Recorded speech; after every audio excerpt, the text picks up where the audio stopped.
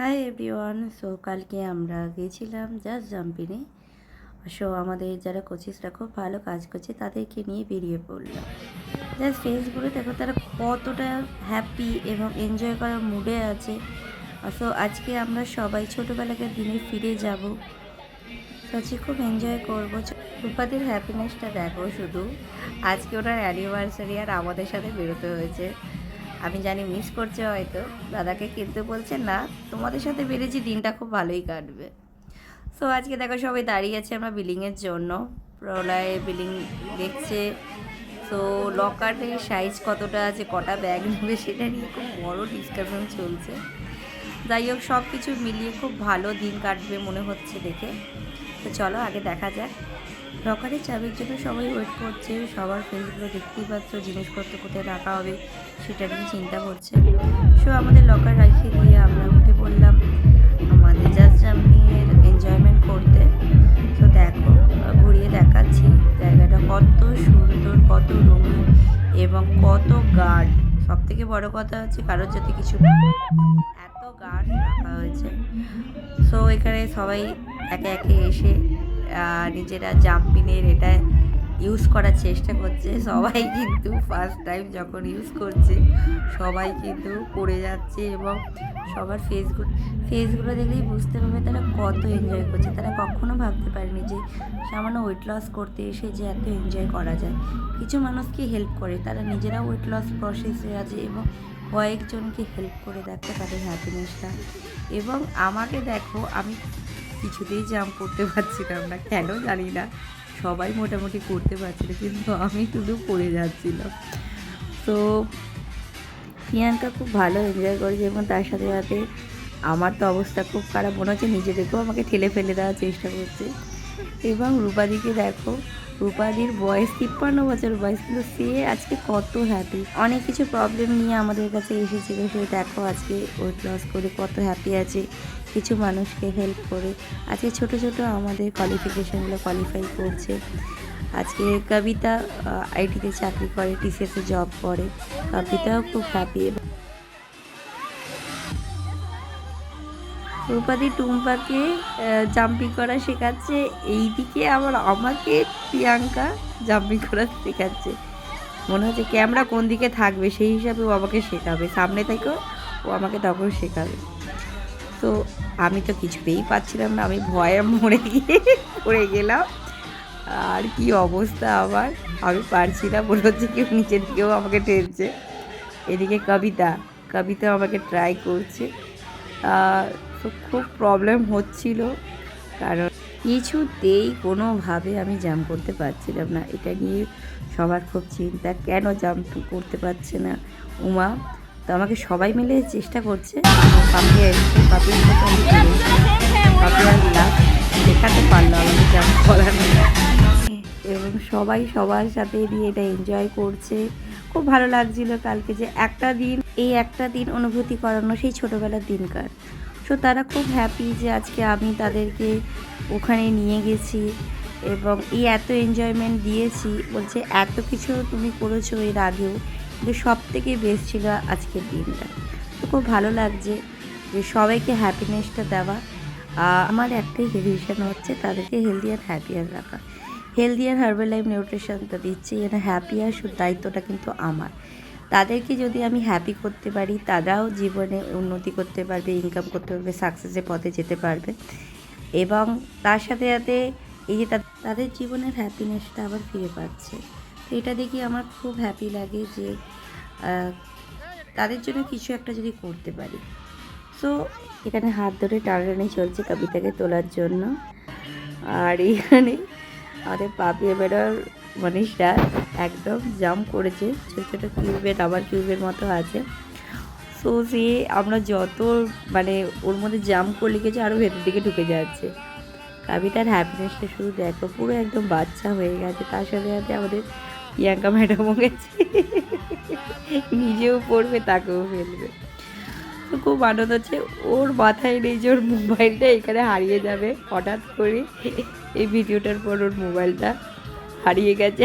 এরা দুজন যে জাম্প করেছে এরা আর উঠতে পারেনি। তো এই করে খুব আমরা এনজয় করেছি কালকের দিনটা। আর প্রিয়াঙ্কার এখানে পকেটে মোবাইলটা দেখতে পাচ্ছে, এখানেই কিন্তু হারিয়ে যাবে ও যখন। আর রূপাদির দেখো, রূপাদির হাসি দেখো শুধু। খুব ভালো এনজয় করেছি কালকের দিনটা। এখানে আমি আর কবিতা ট্রাই করছিলাম।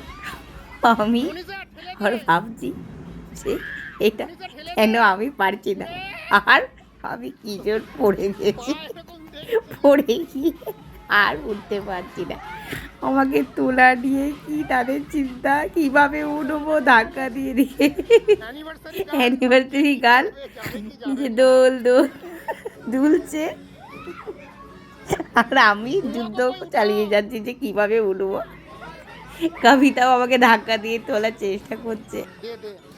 এখান থেকে চলে গেলাম। এখানে যে হয় না সেই, এটাকে কি বলে ঠিক জানি না, যেমন বলে না সেই সাইন করা যায়, তো আমি পেজ থেকে উঠছিলাম, এটা উল্টে ঢোকার কথা ছিল। তো কবিতা আমাকে জিনিসের মতো আমাকে পুশ করছে পেছনে, এটা কিছু একটা হবে, বডি টাইপ বেরোবে। যখন দেখছি তো হেসে পড়ে যাচ্ছি, হাতের ওপরে আবার দুটো ওপরে হাত হয়েছে, মানে আগের যে ছবিটা ছিল সেইটা। কবিতা বলছে না সবাই মিলে আবার এ করো, সব ঠিক করো। এরপর চলে গেলাম আমরা নেক্সট মেনে। তো এইখানে ছিল যে লম্বা লম্বা বাম্বুর মতো আছে, সেটা উঠে উঠে উপর দিকে উপরে উঠতে হবে।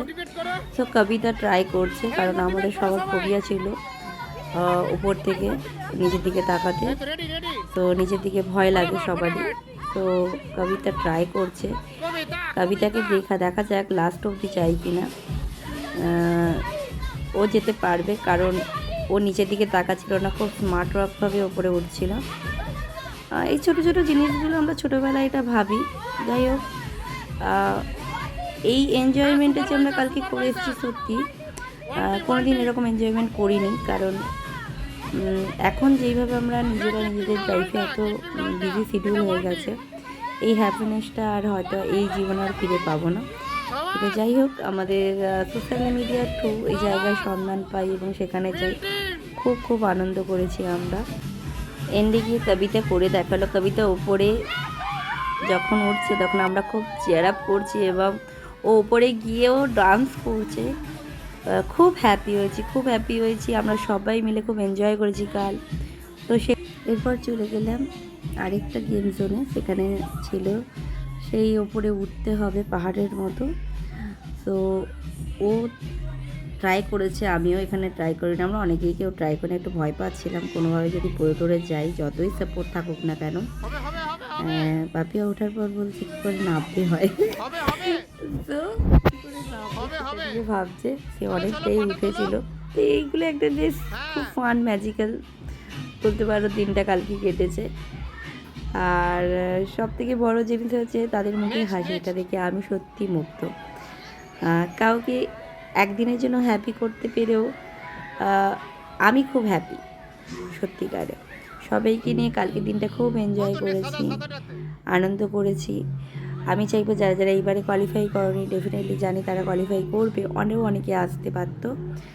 যাই হোক, সামো হয়নি। তো নেক্সট আমরা চলে যাচ্ছি আরেকটা গেম জোনে। তো এটা আমরা অনেকেই দেখেছি, এই গেমটা আমি নামগুলো কিচ্ছু জানি না, তাও খুব ভালো লাগছে, সবাই এনজয়মেন্ট করছে।